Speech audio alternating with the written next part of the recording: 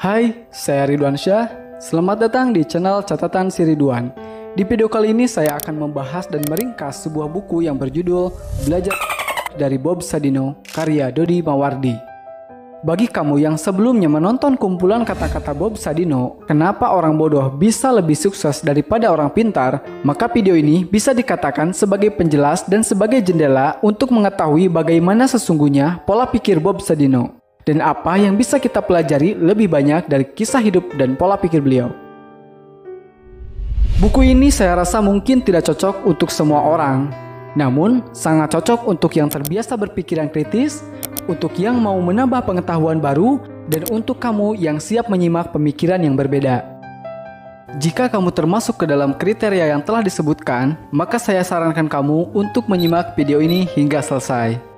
Sebagai disclaimer, buku ini tidak berarti harus membuat kita menjadi Bob Sadino kedua, melainkan untuk memperkaya sudut pandang dalam berpikir. Selain itu, saya juga tidak menyarankan kamu untuk menerima semua isi dalam video ini. Saya sarankan, ambil sisi positifnya, dan buang sisi yang menurut Anda tidak setuju dengan isi dalam buku atau video ini. Berawal dari masalah di antara ia dan bosnya, Bob Sadino memutuskan untuk berhenti bekerja di Eropa dan kembali ke tanah air. Berbekal 2 buah mobil yang ia beli ketika bekerja di negeri orang, ia lalu menjadikan 2 hartanya tersebut sebagai bahan untuk bertahan hidup dan juga modal. Mobil yang pertama ia jual untuk dibelikan rumah dan tanah di daerah Kemang, sedangkan yang satunya lagi ia jadikan sebagai taksi untuk usahanya. Belum setahun, mobil Bob Sadino yang dijadikan taksi tersebut mengalami kecelakaan. Hingga akhirnya, ia terpaksa menjadi kuli bangunan untuk bertahan hidup. Di titik terendahnya tersebut, ia lalu terpikir untuk membuat usaha menjual ayam dan telur boiler, sebuah usaha yang tidak lazim di daerah tempatnya. Namun ia tidak peduli, justru ia semangat karena ia bisa jadi pionir dalam jenis usaha itu. Bob pun kemudian menghubungi sahabatnya yang ada di Belanda untuk dikirim bibit ayam tersebut. Ia pun benar-benar menekuni usahanya itu dan belajar secara otodidak melalui majalah. Alhasil, tidak butuh lama, Bob menjadi pakar dalam bidang peternakan dan juga penyedia telur dan daging ayam negeri pertama di Indonesia. Di awal karir itu, ia terus mengalami penolakan. Namun berkat kegigihan serta mempelajari masalah di balik kegagalannya, ia pun akhirnya berhasil menciptakan pasarnya sendiri sehingga kini beliau tidak mencari-cari pelanggan, sebaliknya pembelilah yang mencari-carinya. Bukan rahasia memang jika manajemen bisnis Bob Sadino terkenal aneh, tidak biasa, dan terkesan melawan arus dengan konsep manajemen bisnis pada umumnya. Bob Sadino tidak membuat perencanaan bisnis secara tertulis di atas kertas. Semuanya tertulis di kepala, yang mana semua rencana di kepalanya tersebut bersifat fleksibel disesuaikan situasi dan kondisi. Hal ini bukan hanya berkaitan dengan masalah perencanaannya saja, tapi juga berkaitan dengan pengorganisasian, pelaksanaan, pengawasan, dan evaluasi. Dalam hal pelaksanaan, beliau mengisyaratkan karyawannya untuk melakukan pekerjaan di luar tugas masing-masing dengan tujuan untuk menciptakan kepedulian terhadap perusahaan. Dalam hal pengawasan, beliau langsung terjun ke bawah dan berinteraksi dengan karyawannya. Beliau mengobrol dan juga membantu dan membimbing karyawan lainnya di lapangan. Dalam perekrutan pekerja pun, beliau sangat tidak biasa. Jika perusahaan yang lain sangat mengedepankan pengalaman dan latar belakang pendidikan, maka beliau mengabaikan semua hal tersebut. Baginya, bekerja di perusahaannya hanya ada 2 syarat. Pertama, mau bekerja, kedua, mau belajar.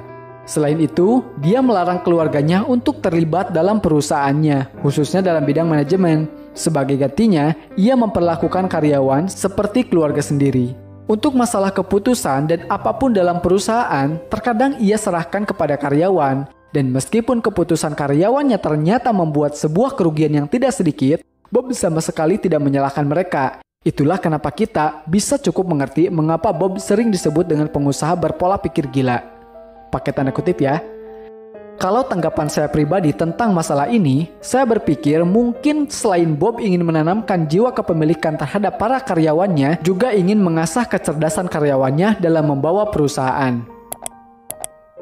Nah, akhirnya kita tiba di pembahasan yang mungkin akan membuat kita mengernyitkan dahi, yakni tentang pola pikir dan cara pandang Bob yang cenderung ganjil jika dibandingkan dengan apa yang kita pelajari selama ini.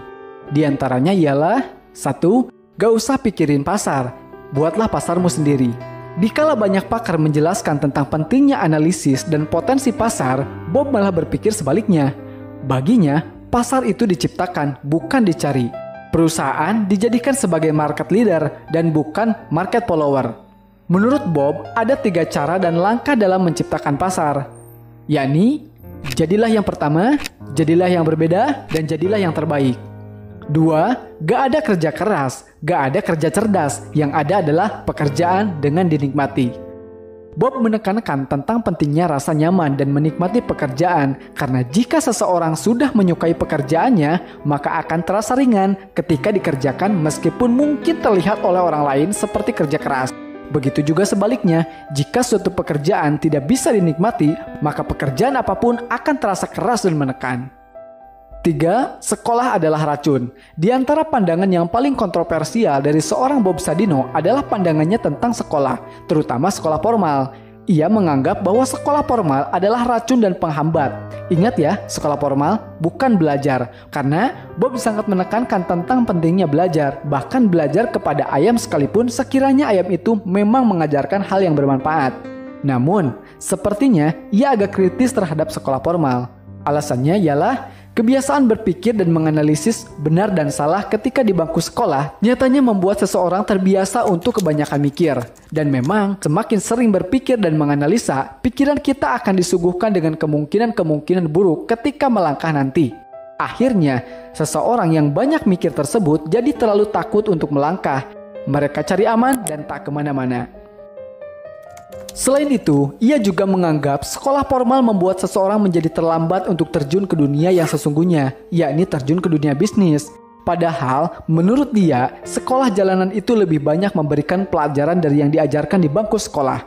Sekolah formal, tambahnya, hanya mengajarkan seseorang untuk tahu, sedangkan sekolah jalanan mengajarkannya untuk bisa.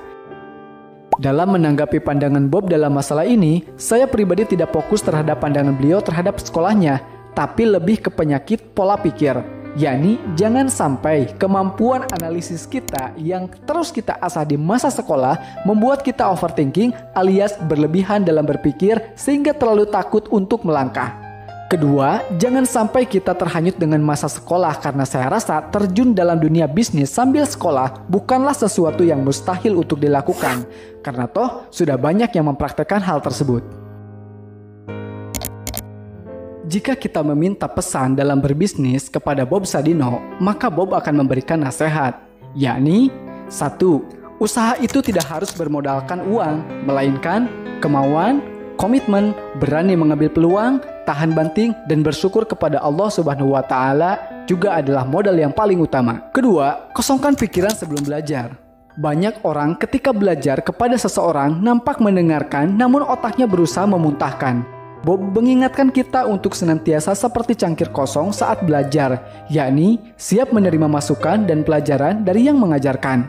Ketiga, jangan pelit berbagi ilmu, karena sedekah ilmu itu sama dengan sedekah harta. Kamu memberi 10, maka kamu akan mendapatkan 100 di tempat lain. Dan keempat, carilah kegagalan sebanyak-banyaknya. Aku kerja cari gagal, begitulah kalau kata Bob Sadino. Kegagalan memang menyakitkan, tapi jika kita sadari, tidak ada guru yang lebih baik dari kegagalan, karena kegagalan menampakkan kekurangan kita yang bisa kita tambal dan memacu pikiran kita untuk mendapatkan solusi-solusi hebat. Kesimpulan dari buku ini yang bisa kita pelajari adalah 1. Modal utama seorang pengusaha bukan uang dan kepintaran saja, melainkan tekad kuat, keberanian, dan mengambil peluang, tahan banting, dan bersyukur kepada Allah. Yang kedua, menurut Bob Sadino, sekolah jalanan lebih mengajarkan banyak hal, karena sekolah formal hanya mengajarkan tahu, tapi sekolah jalanan mengajarkan untuk bisa. 3. Bisnis itu tidak harus kaku seperti di dalam buku, bisa fleksibel sesuai dengan situasi dan kondisi tertentu. Yang keempat, terkadang bisnis itu tidak butuh tujuan, rencana, dan harapan. Yang dibutuhkan adalah keberanian untuk segera memulai dan kemudian belajar dari pengalaman. Itulah sebagian dari isi buku Belajar dari Bob Sadino yang saya pelajari. Buat Anda yang ingin mendapatkan hikmah dan inspirasi yang lebih, maka saya sarankan kamu untuk membaca buku ini secara langsung. Oke, sekian video kali ini. Semoga isi dalam video ini bisa bermanfaat untuk kita semua. Sampai jumpa di video selanjutnya. Bye-bye.